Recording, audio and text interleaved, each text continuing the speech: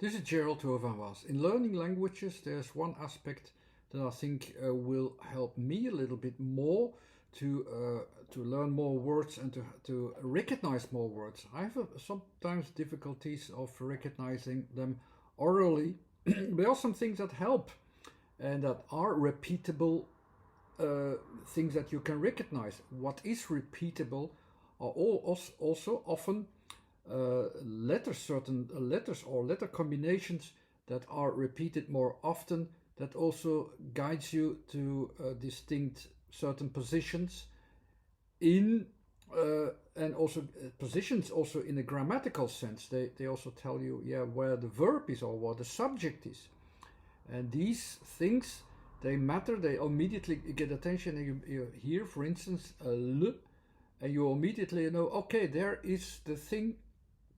There is a thing there. I can have a definition, and that's the same in a lot of languages. L or the sound l, for instance, immediately gets your attention, that you see, okay, there something has been formed, like with your tongue. It has been formed. It has created a form, and then of course you can also give it a context in some timed schedule, some timed context, and so on. But you know, okay, there I can find the definitions, that I understand the definitions. Something has been created there.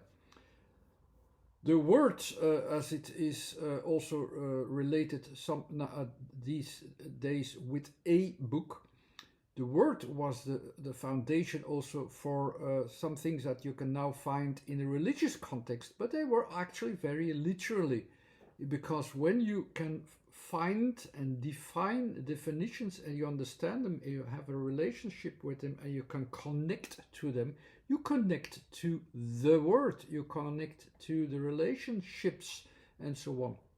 And one of these letters that are really important in there is the letter L, not just in what I'm going to tell you about today in the Chinese language.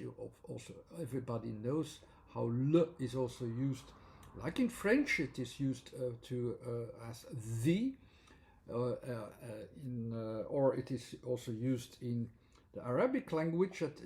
You hear it each time you hear it. You know, okay, I have here that definition. There is that starting point of definitions. There's a reason why this led to associate that word with where the definitions are, and to teach them to the people as well in that way, that you can sense them in that way. But the sense of everything is in that language. Should never forget that how the living matter is in that language, and that is something that we should be aware of, learn it, and also make it more available in its total sense, how it works. So, but I was talking about language, and I noticed that there are a couple of words that we could recognize in the Chinese language that will help us to pinpoint actually the words into a time frame. And I have here the L to start with, and I have some other ones which also all relate into a different timing. It has been, you have something of the past, it's ongoing, or it has been ongoing, and then it's still ongoing, or it will be in the future. Just with a few letters already, you will notice where we are. And some letters are already about timing, which if you follow me, you know that I have a scheme, and all the letters can be pinpointed upon three sorts of orientations. One in space, when it's steady, when you can use it immediately as an object, or in the timing, when you use the timing to time your things, or in the context, when you lose your timing and objects, and you have to look for enough context to go back to not just the object, but also the object into a right position in time and place. All sorts of letters that have these three options that makes you prepared to recognize the right context of all these words. And timing, of course, is one of these things that is involved in the organizing themselves as well. And certain letters are organizing what we understand in that timing aspect, and these are the ones I will talk about today. And we will start with the L. So I already explained to you that it exists in different languages, mostly as also the definition, how we can relate to it.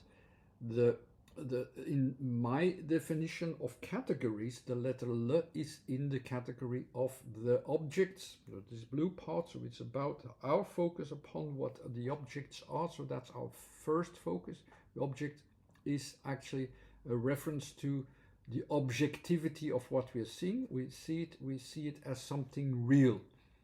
But it is given the context of a timing schedule, also in the context of the Chinese script. They all give things a timing so that you can time it well, so that you can behave well to it, so that you know how you have to behave to it, and that it also responds to you correspondingly, so that you understand the thing, how you have to go towards it. So it's not just a thing, it's a thing into a time schedule. And if you look into my theory, L is still in the spatial frame, and it actually says it has been formed. Actually, so it is something that has been formed in space, a form. It is not directly related with time, but it has a time. It could receive a time context, and something that receives a form did that also over a certain time. But that time is gone already. It's past. It has already been formed at some time or another. So when you really associate it with time, it's actually saying like, okay, it received its definition. It has been done. It has already been formed. So in the context of my theory, you have the first 9 letters here, which are all related into space. The second category is also in the background, possible to relate it to timing. And it's also in the middle of it, so the L is even more involved in timing. It is something that could have been taken out in time, has reached a point where it came to existence as a material at some point in time. So it is there, but we don't associate it immediately with that time frame because it's gone. It's already gone, and that's what it is. And so L is actually very good when we associate it with time. It's about a past time because we don't need that time anymore to develop anything, to change anything. It's there. That definition is already okay. And that's what it also says. It's the product, this, which has a root into its own existence. L is not saying much more than that. It has its own root. It has been formed, and it's there. We have it from the horizon to what we have here in our foundations. We can use it. It has already been formed. When we hear L in a sentence, we already know, okay, that's what the thing is that has already been formed. It has formed its definition. That's fine. And that's actually the same thing as in all these languages. But let's go to the next word. And so that's the first timing. So the timing is, so the first sort of timing context that we have is the timing where the timing is gone. So we don't need to worry about that anymore if some things change and they were finalized, they were finished. But if they are not finished yet, so we are here in a situation where things are still in its own development. We need, of course, that other letter, the U, which is about what is still forming. So here that is very appropriately when I say guo, it is saying with the U, it is still forming, it's still in production, it's still in production. The G is seeing the things from context, so we give it a context that things are still forming itself. And with O after that, it says, and it's still in continuation, so it is still forming itself. It is ongoing already for a while. So, and it is forming, so it formed from the past to the present to the future in continuation, as it also has been, because it has been prepared as it is prepared in you. And how do you make a character with it? That's the character for it, and that character you can recognize this step forward. So it's almost like, yeah, you allow it to shift towards it, to go towards it, and yeah, I'm already too quickly now. So that you understand that, okay, you make an effort to go toward it, and you accept it, that it is a process towards it, and it's still ongoing. But the ongoing thing itself has also a slightly different timing, and there are two letters that helps us to pinpoint a right timing aspect. And they have the Z and the Y. They have specific positions in my scheme, and in the scheme in the order of timing. So you have the spatial frame you had before. This is a timing frame with all the letters that are related to it. Timing means, okay, I have all the positions, how I start to organize my mind, that is related with timing. The Z is slightly in the middle of the timings, at the end of what I'm producing timings with my material. The Z is the letter which goes inwardly. It's that push forward in timing that I want to make certain things, and the Z is that point where you say where you have to go inwardly and change things, because you cannot push things forever. Sometimes something has to change first before you can continue. The W is still the continuation of what you're doing, and see how far it can still go. It's at the end of the process of the push forward in timing. Z is already taking a step back in the pushback of what timing says. Things might be different in future, might be different, that we need to adapt to, need to change. The Z is about that change, but it's about that change. If you put that into a scheme here with the three regions, the space, the timing, and the context, the Z will go to the middle, to the now moment, and it depends on the now moment how the feedback process of our push and the pushback works, and sometimes we have to make a complete change. So it depends on every now moment what will happen. It depends on the moment, from past to future. In the now, the Z will adapt to the moment. So that Zai, what you have here, will go to what you need to adapt to on the moment. It's that ongoing process where you keep on adapting to the moment. Z, A, and I. The Z will have an innerly timed process. In A, in space, also in the now moment, in what you have in context. I don't know if it's clear enough for you, but the Z will remind me, okay, I have to go inwardly and see that what the processes are going there. I'm dependent on it. That's what the letters Z,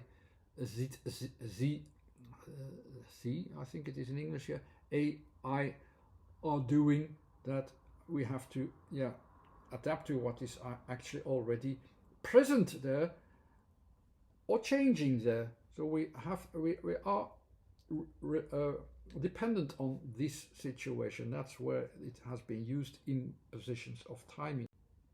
The character for Tsai is written here, and you can also see how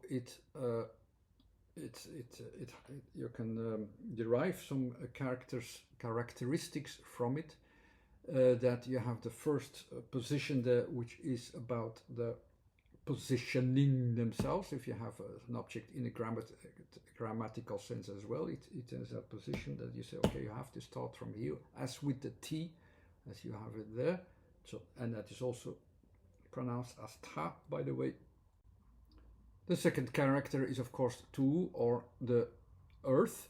So it is So you can see how it has been grounded in the positioning. So you are positioning yourself immediately into what you know in the past or the future, what you know and what you can recognize. It's innerly timed. That's the way to organize time actually innerly. So how do I have to adapt? The word has with the Z reminds me a little bit of a word which uses the Z for timing, maybe not too many. In English, we use T for timing because we really want to pinpoint it and then organize it from there. But the German word uses the word Zeit. It uses the Z as an organization to look at, what changes do I have here innerly? What changes do I have to adapt to innerly so that I can pinpoint the right moment?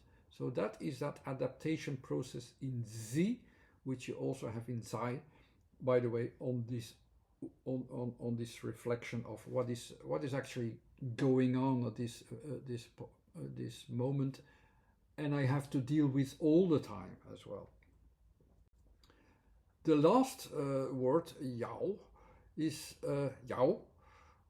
Sometimes still difficulties with the correct emphasis, but the Y, the A, and the O are here reflected together. So the Y is very well to express it in the way that how it looks like. You have these arms stretched out. You look to what you can have in the future. You don't have it yet, and you really try to grasp it. That's the essence actually from Y. Y is also in my time schedule, and it also reflects to what can I use in time, in the time context, from what I do not know yet, from where can I have my focus upon to. That's more or less how you have to see it. So you don't have it yet with Y, and with O you're going towards it, and A, that's your focus, that's your main focus. So you want to focus on what you can get into the future, is a more or less translation of what is happening here. So here you have them, these letters are organized here. So you have them, all the letters in the timing context. The Y part is starting from our spatial objective focus, the blue part. So the D, N, and Y are about, I start from space, I start from there, I start from the things that I know. But the third option is always like, okay, but I'm already reaching my borders, I'm reaching my limits, I'm reaching the points where I already have things that I do not know anymore. So I reach out also to the unknown. Seen from a timing schedule from space, you can also translate this as, I want to plan something, I want to plan it ahead also a little bit. I want to plan it that I more or less know what I can do with it, and what I can do with it, yes or no. The character itself from Yao will look like this.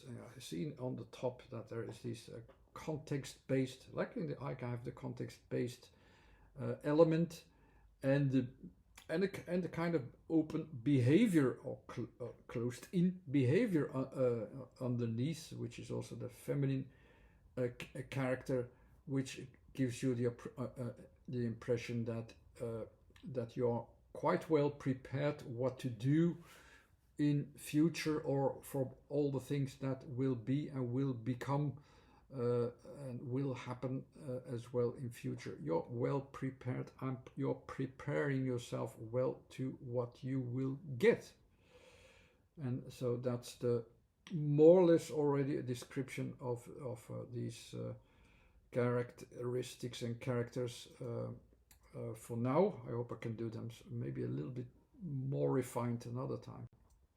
But I'll add just one more character, which is Dang. and which is also about timing, and it also uses it more in the context from okay, when things when you connect them to the timing, so that you say okay, when this then that and so on, you use them in your reasoning. The D is really the starting point in space there, so you start in space to plan your timing so that you see okay, what can I do with it? Before you do that, in time everything, you have fixed ideas, fixed objects, fixed focuses, but at a certain point they cannot remain fixed. You have to adapt them sooner or later. And how you have to do that is okay, first have to see okay, but what do I need to do then, and what is to where shall I connect my mind to, that I have to have some adaptation or another. It is a preparation to have that timing, and that timing has to be timed, and that timing itself is the starting point letter of that timing in the timing schedules with the letter D. So that's why when is already a very good association from there, because from there you will also go start your plans from. So that's what the association with the letters is. You start your planning from there to plan what you're going to do with it. That's why D and to do with it is also connected with that letter. Dang in that way is also saying that you want to use it practically, and you see like okay, but how will I connect it? And in this case it's really with time. When will I connect it? Itself is always about making these connections and its result. So you make a connection and it will create its result. That's the combination of N with G. If you look up dang, where you can all use it, I used some source there. You have a lot of variations where it can be used, but I think if you also fall back onto the placement of the D in my schedule already, in the timing, you already have quite well an idea how dang is always organized. It's about that organization principle. How shall I organize it in that way? And the character that is used to it shows the old character actually shows you a character that it looks slightly different, where you have that focus on under the roof there, that focus upon the working field. So you're looking for how the things will fit to, and you can make it fit onto your working field. This working field is of course also the working field of the farmer as well, but it's the working field also mentally. You look for your global focus so that you can use them onto that working field in other ways, in a proper way to time your planning.